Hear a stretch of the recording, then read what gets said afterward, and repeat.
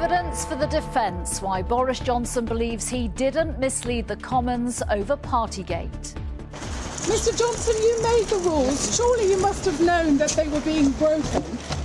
The former Prime Minister will give the committee investigating him his version of events today, ahead of his televised appearance in front of MPs on Wednesday.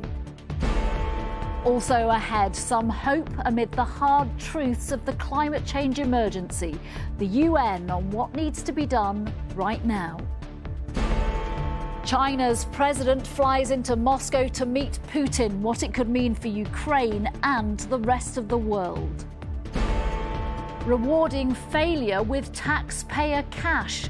Labour's reaction to the government giving Avanti West Coast a contract extension after constant train delays and cancellations. Plus, happy birthday to you. Joy and pain. Bruce Willis, surrounded by his family, celebrates his first birthday since his devastating dementia diagnosis.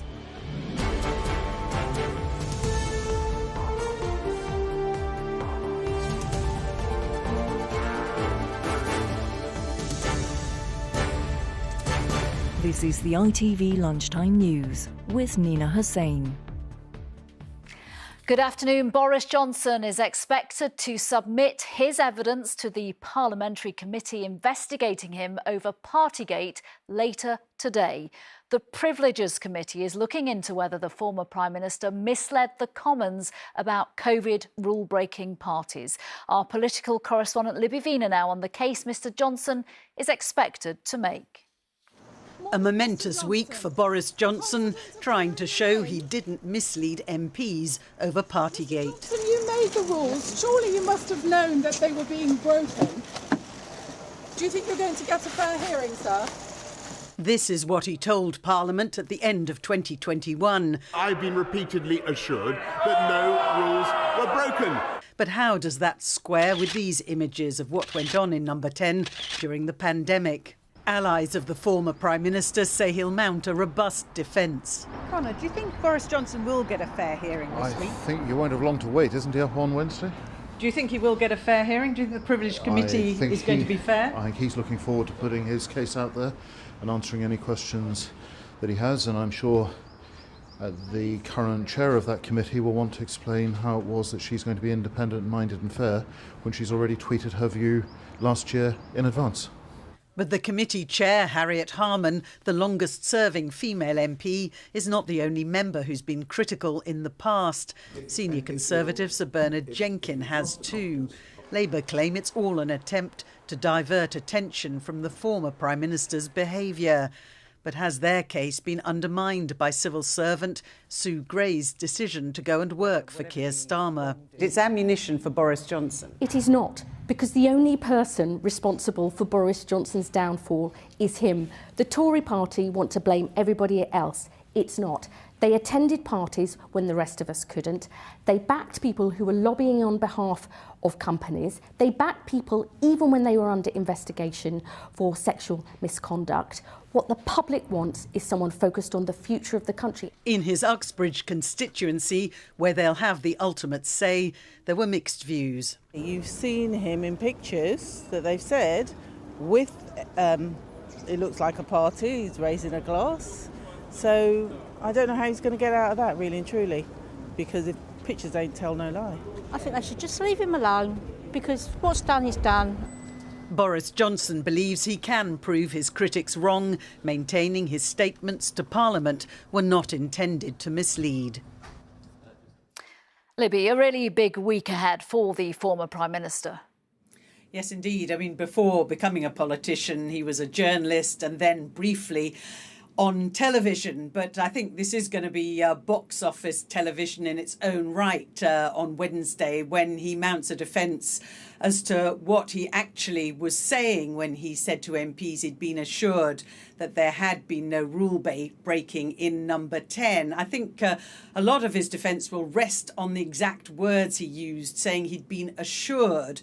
And I think that he will be producing evidence that he was told by various civil servants that that was the kind of wording he should use at that time. You may remember that back in December 21, we didn't know that much about what had gone on. There were many further revelations at the beginning of 22. And I think that at the same time, he has hired some very, very expensive lawyers to act for him, which suggests there will be quite a complex and quite a sophisticated defence that he puts before MPs on Wednesday. Libby Vina, thank you. In the last half hour, the United Nations has given us all a sobering reminder of what will happen to our planet if we don't cut our use of fossil fuels, oil, coal and gas, for example. The climate change bomb is ticking, says the UN. The new report warns current global warming stands at 1.1 degrees Celsius above pre-industrial levels. It says this has caused more frequent and more intense extreme weather events, and actions taken so far have been insufficient to tackle this climate change. I'm joined now by our science editor, Emily Morgan. Yet another warning today, and a big one, that we're just being too slow when it comes to the climate change emergency. Yeah, absolutely. I think this report really shows the gravity of the problem. It pulls together all the evidence of how much global warming is really impacting the world. So it's killing people, it's destroying livelihoods, and it's having, certain nations are having to change the way they live because of it. And it makes it really very clear that we can't kick the can down the road anymore, because the target to ensure that the world doesn't warm beyond 1.5 degrees centigrade is likely to be missed unless there is urgent action. Now, I've seen the devastating impacts of climate change. I recently travelled to Pakistan. It's a nation that was hit very badly by floods last year. 6 months on, that floodwater is still standing in cropland. People are still living on the side of the road in tents. They can't return to their homes. Preventable diseases are now rife because of that stagnant water. And scientists have found that some of that most intense rain was made worse by 50% because of climate change. And their weather patterns are now changing. And it's vulnerable nations like Pakistan that are really feeling the most effects of climate change. Now, this is what the UN Secretary had to say about this recent report. Humanity is on thin ice, and that ice is melting fast. As today's report of the Intergovernmental Panel on Climate Change, IPCC, details, humans are responsible for virtually all global heating over the last 200 years. The rate of temperature rise in the last half-century is the highest in 2,000 years. Concentrations of carbon dioxide are at their highest in at least 2 million years. The climate time bomb is ticking. They want to focus on solutions as well, though, so what can be done? Well, I mean, it's not all doom and gloom. The report authors say that we know what needs to be done, so we have to dramatically cut fossil fuels. We have to invest in low-carbon technologies, change the way we farm and be much more energy efficient. But they are at pains to say that it's not someone else's problem anymore. We all have to act, and we have to act now to ensure that the damage is not irreversible. Emily, thank you. China's president has arrived in Moscow for his first visit to the Russian capital since Russia invaded Ukraine. Now the world must watch and wait to see how the meeting between the Chinese and Russian leaders will impact Ukraine and the rest of the world. Our Asia correspondent Debbie Edward is live for us in Beijing. Debbie, what does China hope to achieve with this visit? Well, when President Xi Jinping touched down in Moscow this afternoon, he said he was delighted once again to set foot on the land of a friendly neighbour. It is a journey he has made dozens of times. President Xi has visited and hosted President Putin more than any other world leader during his first decade in charge. And President Putin has described the two men as having a brotherly friendship. If there's anyone out there who still thought that President Xi might turn his back on President Putin following the invasion of Ukraine, well, the next few days days are going to show that that's very much not the case. China has provided an economic lifeline to Russia since the start of the war in Ukraine, and in the next few days those trade ties will deepen with more deals on energy, agriculture and manufacturing. But President Xi is aware that his reputation with even bigger trading partners, particularly the EU, is suffering because of this show of support to Russia. He doesn't want to be seen as a global pariah, and Chinese state media has been presenting this trip as a mission for peace. We expect that Xi Jinping might try to present himself as a potential peace broker. He might finally show he might be willing to use his leverage with Russia, his leverage with the Russian president, to encourage him to enter into dialogue or even a ceasefire in Ukraine. So how credible is that prospect of China being able to broker peace? Well, China's credibility as a peace broker is nothing until President Xi has actually spoken to President Zelensky. He still hasn't spoken to the Ukrainian leader since the start of the war, despite the two nations, despite Ukraine and China having strong trade ties. But we do understand that work is going on behind the scenes for that call to potentially happen following this visit to Moscow. But this visit is all about establishing Xi Jinping as a global power player. He believes he is a man that speaks with growing authority and an expanding sphere of influence. Debbie Edward, thank you. Some breaking news to bring you now, and the DUP has just announced it will vote against the government on the new Brexit deal. The party leader, Sir Geoffrey Donaldson, said DUP officers met this morning and unanimously agreed to vote against the first part of the deal that the Prime Minister Rishi Sunak struck with the EU. He said the Windsor framework, as it's known, represents significant progress in addressing concerns with the Northern Ireland Protocol, but it does not deal with some of the fundamental problems at the heart of our current difficulties. We will keep you updated on that developing story on ITVX throughout the day. Bosses at the struggling train operator Avanti West Coast are pledging to do better after being awarded a contract extension. The Department for Transport has agreed to a new 6-month deal. Last year, ministers gave the operator an ultimatum to improve or lose their contract after passengers face constant cancellations and delays. Labour today slammed the decision as rewarding failure with millions more in taxpayer cash. Martha Fairley is at Euston Station for us this lunchtime. Take us through the decision and the reaction, Martha. Well, Lucrezia, Avanti West Coast operate the rail service on the West Coast main line from here at London Euston to Glasgow Central, but they also run trains to Birmingham, North Wales, Liverpool, Manchester and Edinburgh. Now, last year, after a series of short notice cancellations, partly due to a drop in the number of drivers who are making themselves available on their rest days, it slashed its timetable in August 2022 to try to improve reliability. Since then, it's introduced a new timetable in December, which relied much less on overtime working. And according to the Department for Transport, the number of weekday services it's running has increased from 180 to 264, with the proportion of cancelled services dropping from almost 25% last August to just 4.2% earlier this month. Now, on that basis, Avanti West Coast have been given a 6-month short-term extension to its contract, but this is what passengers think of its service. Well, cancellations are quite frustrating, especially when we've had so many strikes. I had to get a bus this morning because my train got cancelled, and it was annoying because it was delayed and I missed my alternate connection. So it just creates like a massive pressure on all of the other services, and especially in and around London. I'm mixed, to be honest. I feel different companies may not be able to provide a better service because of the situation we are in. I understand there's quite a few delays, but let's just see how the 6-month renewal goes, and if it doesn't improve, then potentially just get another contract with a different provider. If I buy something and it doesn't work and I don't want it, I send it back or get rid of it. Why are you giving another chance? There are enough chances. Now, the government says there is still much work to be done to bring the West Coast mainline service up to standard. Labour says this is just rewarding failure with millions of pounds of taxpayers' cash. Martha Fairley, thank you. Stock markets globally have failed to be reassured by the emergency takeover of Credit Suisse over the weekend. This morning, the share prices of banks across Europe tumbled after the Swiss banking giant was rescued by its rival UBS yesterday.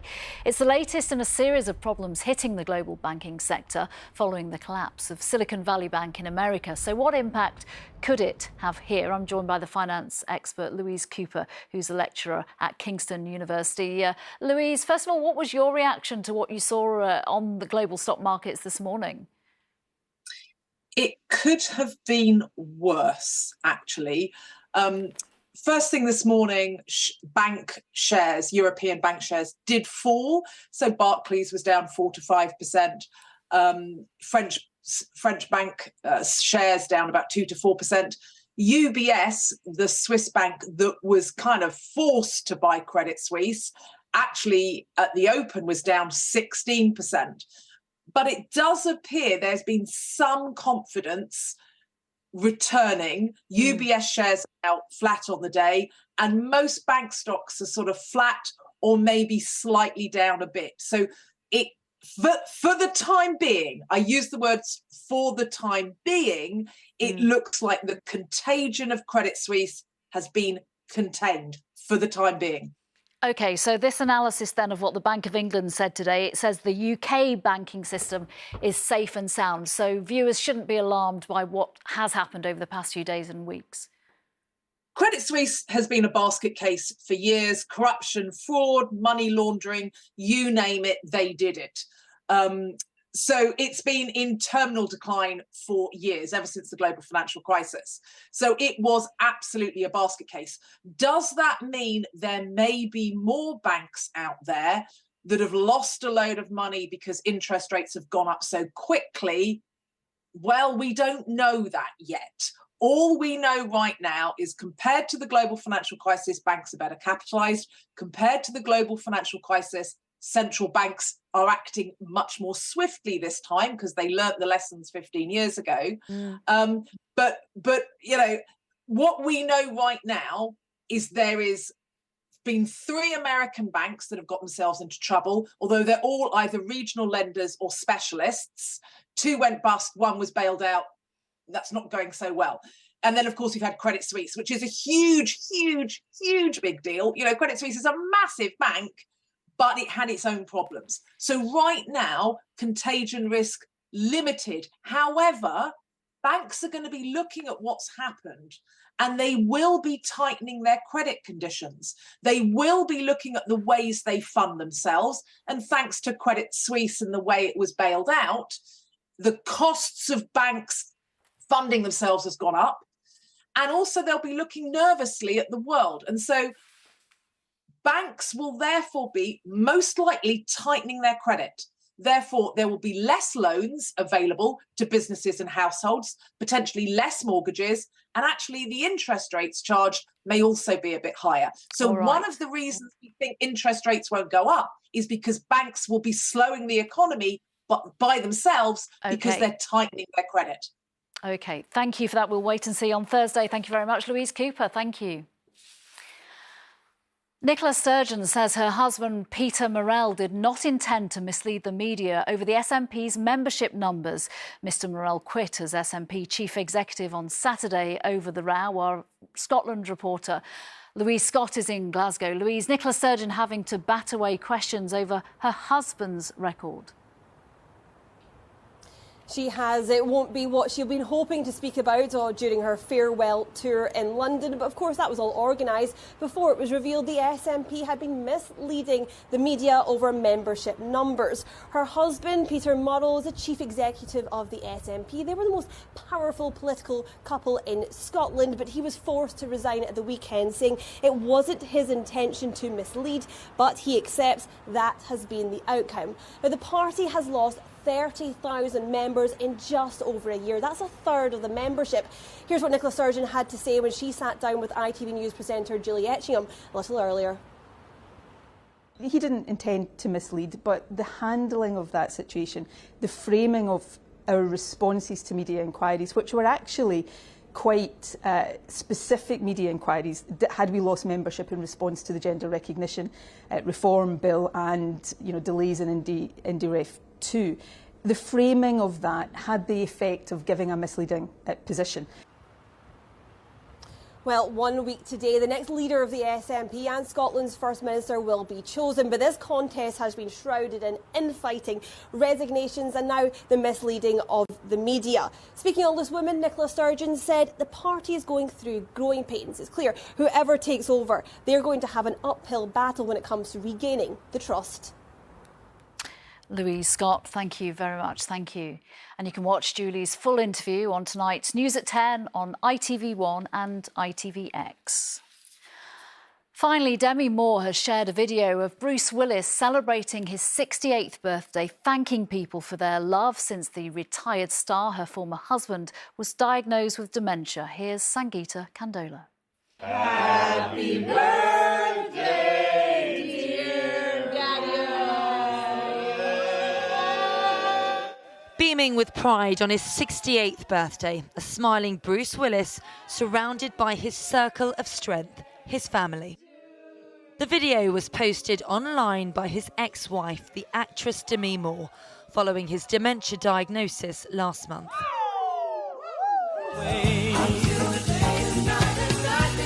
A new montage of unseen clips of Bruce playing with his 2 young children that he shares with his wife Emma Hemming was also posted online, alongside an emotional video. So today is my husband's birthday. I have started the morning by crying. I do have times of sadness every day, grief every day, and I'm really feeling it today. Come out to the coast, we'll get together, have a few laughs. The Hollywood star stepped away from his successful career after first being diagnosed with a condition affecting his cognitive abilities. Then last month, his family said it had progressed to frontotemporal dementia. Right at it. Bruce's family say they want to make every day and every candle count. There are hard days with dementia, but really happy ones too. Sangeeta Kandola, ITV News.